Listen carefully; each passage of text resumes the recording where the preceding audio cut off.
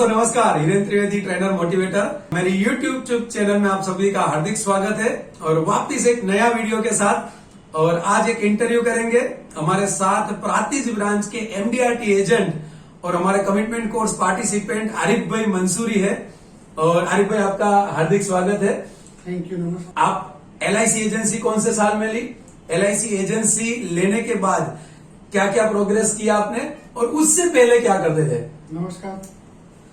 सबसे पहले तो IOI से जुड़ा, उससे पहले एजेंसी ली, वो सन 99 में एजेंसी ली थी। एजेंसी का जो वाकया है वो एक अनोखा है। एक्चुअली मैं रीडिंग का बहुत शौकीन हूँ, तो मेरी एजेंसी मुझे एज ए डेवलपमेंट ऑफिसर मुझे लाइब्रेरी में मिले थे। तब से उन्होंने मुझे लाइब्रेरी में एजेंसी बताई थी और लाइब्रेरी में से मैं LIC का एजेंट बना।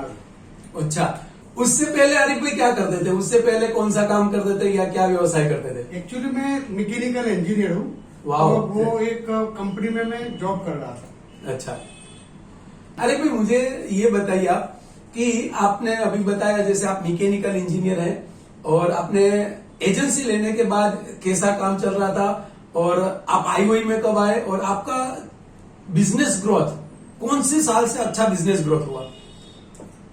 जैसे सबका होता है ऐसे कोई भी एजेंट को एजेंसी बाय चांस तो बाय चॉइस लेते नहीं, बाय चांस ही लेते। तो उस टाइम पे तो मेरा शुरुआत में तो काफी 12, 15, 25 पॉलिसी चल रही थी। फिर 2010 में मैंने मुकेश सर का बेसिक कोर्स किया। बेसिक कोर्स करने के बाद मेरी टिकट साइज जो पहले थी उससे थोड़ी ज्यादा हुई। फिर बाद में मैंने एडवांस कोर्स किया। एडवांस कोर्स की वजह से और ज्यादा टिकट साइज मैंने बढ़ाई और इस तरीके से मैं कंटिन्यूस प्रोसेस में रहा। IOI के सभी कोर्स मैंने advance, basic, corporate, combo, fundamental सभी कोर्स किए और सभी कोर्स की वजह से कंटिन्यूस प्रोसेस में रहा। कंटिन्यूस में IOI के सभी कोर्स में रहा, सभी लीडरों से टच में रहा। तो आहिस्ता आहिस्ता मेरा बिजनेस स्टेप बाय स्टेप बढ़ना शुरू हुआ। अच्छा, और अरे भाई आपने MDRT कब किया? कब से स्टार्ट किया MDRT करना? जैसे बेसिक कोर्स 3 दिन का होता है, एडवांस कोर्स 6 दिन का होता है।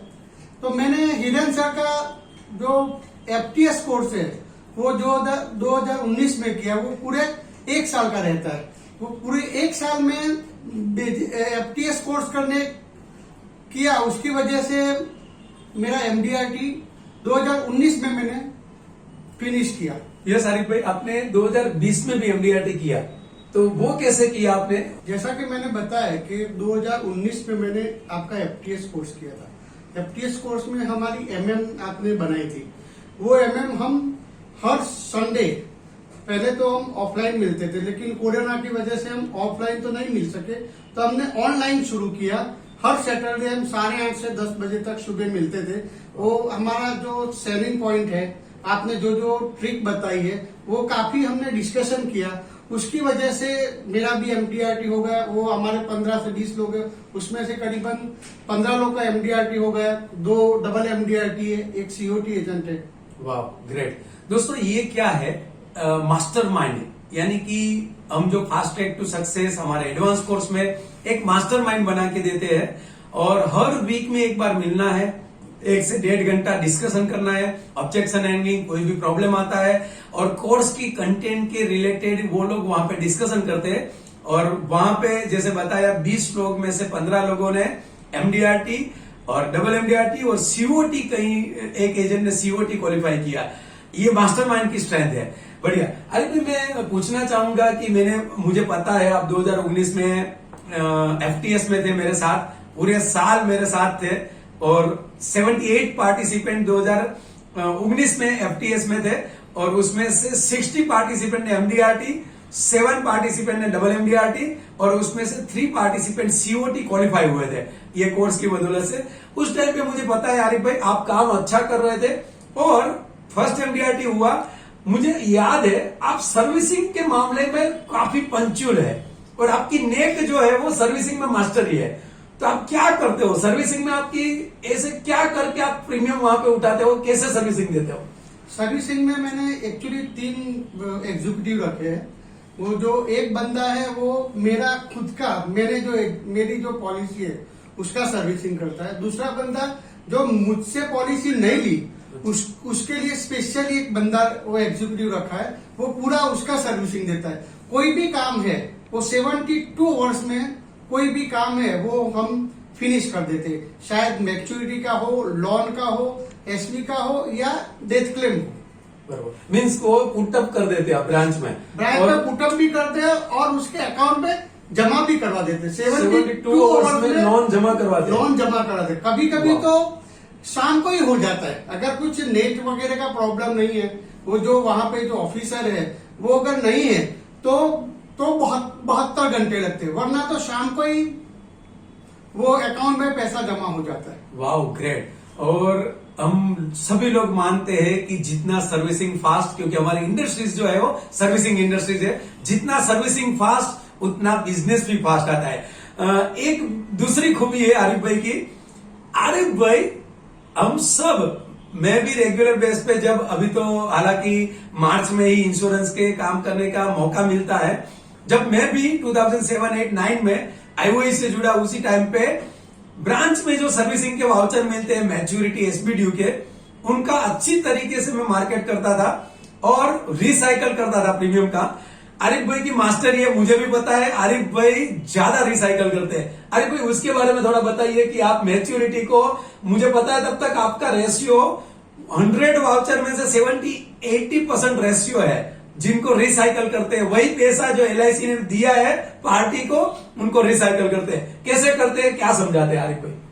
जैसा कि सब लोग पॉलिसी बेच के उसके बाद सर्विस ज्यादातर एजेंट नहीं दे पाते, क्योंकि कुछ ही लोग एजेंट प्रोफेशनल होते। जो लोग प्रोफेशनल एजेंट होते वो तो पार्टी को सर्विसिंग देते, लेकिन हमारे वहां काफी कम लोग प्रोफेशनल एजेंट है। उसकी वजह से ब्रांच से पूरा मुझे लिस्ट मिलता है, वो लिस्ट को मैं पूरे एरिया वाइज उसको बाइफरकेट करता हूँ, फिर उनको खुद जाके मैं मिलता हूँ और उनको मैच्योरिटी पूरे सब कलेक्ट करके ब्रांच में सबमिट करवाना और उनको फोन करना। जब तक पार्टी का सामने से फोन नहीं आता, उससे पहले मेरी ऑफिस से पार्टी को फोन जाता है कि आपका सर्विसिंग का काम हो गया, आपके अकाउंट में लोन जमा हो गई, आपके अकाउंट में मैच्योरिटी जमा हो गई। उससे पार्टी को भी अच्छा लगता है और पार्टी के पास पैसा तो है, वो सिर्फ उसको तय करना है कि आरिफ मंसूरी से जुड़ना है या किसी और एजेंट से। तो उसी तरीके से मेरा काम बढ़िया हो रहा है मैच्योरिटी से। बढ़िया। आरिफ भाई, एक क्वेश्चन, ज्यादातर हमारे जितने भी यूट्यूब दोस्त है और रेगुलर बेस पे जब कोर्सेज में हम अलग अलग सिटी में रहते हैं, जैसे मैं गुजरात में संभाल रहा हूँ, राजस्थान में संभाल रहा हूँ, एक क्वेश्चन आरिफ भाई हमें आता है, इनका आज जवाब आपसे हम मांगेंगे। ये क्वेश्चन ये है कि आप भी मुस्लिम कम्युनिटी से है और ज्यादातर मुझे जितने भी एजेंट है, मुस्लिम एजेंट और as well as Hindu agent, सभी रिलीजन के एजेंट, एक क्वेश्चन पूछते हैं कि मुस्लिम लोग को पॉलिसी बेचने के लिए जब जाते हैं तो वो लोग इंटरेस्ट यानी कि ब्याज में वो बिलीव नहीं करते हैं और वो लोग ना बोलते हैं कि हमें पॉलिसी हम नहीं लेते या नहीं लेना चाहते हैं, या कोई ना कोई ऑब्जेक्शन मुस्लिम का वो बताते हैं। आपको तो दोनों कस्टमर है, आपके हिंदू कस्टमर भी है और मुस्लिम, आपके जो आप कैसे काम करते हो, और हमारे दर्शकों को भी पता चले कि आप अपने मुस्लिम कम्युनिटी में कैसे काम करते हैं और ये जो ऑब्जेक्शन आता है इंटरेस्ट वाला, उनको कैसे टैकल करते हैं, जरा बताइए प्लीज। जैसे कि सब लोग जानते हैं कि मुस्लिमों को ब्याज लेना हराम है। एलआईसी में जो पहले तो इंटरेस्ट दिया ही नहीं जाता, वो एलआईसी जो दे रही है वो प्रॉफिट दे रही है। 1000 लोग से पैसा इकट्ठा करते हैं, अगर 1000 में से किसी को कुछ हो जाता है तो वो 1000 का पैसा उसको दिया जाता है, दूसरा पैसा एलआईसी इन्वेस्ट करती है। इन्वेस्ट करने के बाद जो प्रॉफिट आता है वो प्रॉफिट सबको बाइफरकेट किया जाता है। तो मुस्लिमों को जब निकाह होता है, शादी होती है, तो महर की रकम दी जाती है। वो महर की रकम इतनी होनी चाहिए कि अगर शौहर यानी उसके हस्बैंड का डेथ होता है तो 4 मंथ और 10 दिन उसको उसका गुजारा हो सके, उतनी रकम महर की होती है। तो जो महर है वही चीज इंश्योरेंस भी है। इंश्योरेंस में भी क्या होता है, अगर उसके पति का देहांत होता है, डेथ होता है, तो LIC उसको इकट्ठा पैसा देती है। तो यही चीज महर और इंश्योरेंस ऐसे देखा जाए तो सेम है। बढ़िया, गुड। आरिफ भाई, मार्च कैसा रहा आपका? मार्च का मैं एक शेयर आपको बताऊंगा। Yes. एक पार्टी को मैं मिला था, उसने काफी एजेंट बोलते हैं कि रिबेट का सवाल आता है, तो उसने भी मुझे पूछा कि काफी मुझे एजेंटों ने ऑफर दिए 50%, 60%, 70%, 80%। मैंने उन सबको, वो पार्टी को मैंने बोला कि जितने भी एजेंट आते हैं तुम्हारे पास, उनमें से कितने एजेंटों के पास क्रेटा है, और वो भी टॉप मॉडल है। मैंने अभी जस्ट 2 महीने पहले क्रेटा खरीदी, वो 7.5 लाख रुपए की है। तो वो पार्टी को मैंने बताया कि कितने एजेंट आपके पास आए और क्रेटा लेके आए, तो वो पार्टी ने बोला एक भी नहीं। मैंने कहा सर, वो पैसा बचाएंगे तो लेके आएंगे ना, तो उसकी वजह से उसने फौरन चेक दे दिया। तो ये रिबेट का भी मेरा प्रॉब्लम सॉल्व हो गया। वो करीबन 1 लाख रुपए प्रीमियम है, वो उसका भी नंबरिंग भी हो गया। बढ़िया। इस साल का टारगेट क्या है? इस साल COT करने का मेरा टारगेट है। वाह, great. Cot off the table का टारगेट है। आरिफ भाई, आपका सबसे बड़ा प्रीमियम कितना है? सबसे बड़ी पॉलिसी कितने प्रीमियम की आपने सेल की है? करीबन मेरी एक प्रीमियम मैंने बेचा है, वो 5,63,000 रुपए का है। अच्छा, उसका सेलिंग करेंगे जरा। वो पार्टी के जो भाई थे, उनका देहांत हो गया था उस वक्त। जैसा अभी मैंने बताया कि मैच्योरिटी डेथ क्लेम में मैं अग्रेसर होता हूँ, उसमें फौरन उसको डेथ क्लेम मिले, उसके लिए मेरा कोशिश यही रहता है कि करीबन 72 घंटे में उसके अकाउंट में पैसा जमा हो जाए। तो वो पार्टी के भाई का देहांत हुआ था, उस वक्त मैंने उनको डेथ क्लेम दिलाया, और डेथ क्लेम देने के बाद उसको अच्छा लगा। फिर हमारी उससे बात हुई, तो वो पार्टी को मैंने करीबन 5,63,000 रुपया प्रीमियम कोट किया था। उन्होंने चेक भी दे दिया। वो करीबन 1 करोड़ का इंश्योरेंस था। वो खुद भी मुस्लिम है। यानी हम अच्छी तरीके से प्रोफेशनलिज्म से बात करेंगे, तो मुस्लिम हो या हिंदू हो, कोई भी हो, लेकिन अच्छी ढंग से बात करेंगे तो डेफिनेटली पॉलिसी आती है। अच्छा, वहां पे आरिफ भाई आपने कौन सा कंसेप्ट, आपने काफी सारे कोर्स किए, तो आपने एग्जिट कौन सा कंसेप्ट में ये 5,32,000 का प्रीमियम आया? आपने सही बताया। वहां पे मैंने उन्होंने मैंने लाइफ टाइम इंश्योरेंस की बात की थी। अच्छा, जो जीवन आनंद पॉलिसी मैंने बेची हुई है। Yes. तो उसमें क्या होता है, मैच्योरिटी आने के बाद भी उसका 1 करोड़ का इंश्योरेंस लाइफ टाइम तक चालू रहेगा। वो बात उसको बहुत अच्छी लगी थी। अच्छा आरिफ भाई, मैंने सुना है बुक्स आपने पढ़ी है और आप रीडिंग रेगुलर बेस पे करते हैं, ने भगवत गीता भी पढ़ी है और कुरान शरीफ भी पढ़ी है आपने, तो उसके बारे में थोड़ा हिरेन सर ने बात की, तो बुक के बारे में बताओ तो करीबन मैंने पहले भी बताया, मेरी एजेंसी मुझे लाइब्रेरी में दी गई थी। यानी शुरू से मेरे जो रीडिंग का शौक है, करीबन 2000 से 2,500 किताबें मैंने पढ़ी हुई है।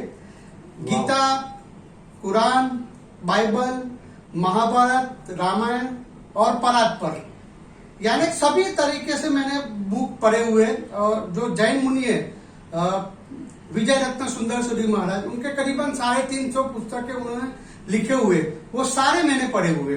और भगवत गीता की बात बोली तो उसमें लिखा हुआ है कर्मदेव अधिकालस्ते महाफलेषु कदाचन। वो श्लोक को मैंने कंठस्थ, यानी वो मैंने पूरी मेरी लाइफ में उसको उतार दिया है। कुछ ना कुछ आप करते हैं तो कुछ ना कुछ रिजल्ट आएगा। हमारा क्या होता है, रिजल्ट हम तय करके हमारा काम करते हैं, लेकिन मैंने तय किया कि हमें हमारा काम पूरी अच्छी तरीके से हमें हमारे काम में 100% देना है, फिर रिजल्ट वो गॉड नक्की करेगा। ग्रेट ग्रेट दोस्तों, बहुत ही सही फरमाया आरिफ भाई ने। कर्मदीय वादिका रस्ते महाफलेषु कदाचनम, काम करते रहिए, रिवर्स की चिंता मत कीजिए। मुझे यहाँ पे हमारे जय वसावड़ा जी है, गुजरात के जाने माने लेखक है, और बहुत ही अच्छा एक समारंभ में उन्होंने बात किया था कि कर्म कीजिए, फल की आशा मत रखिए।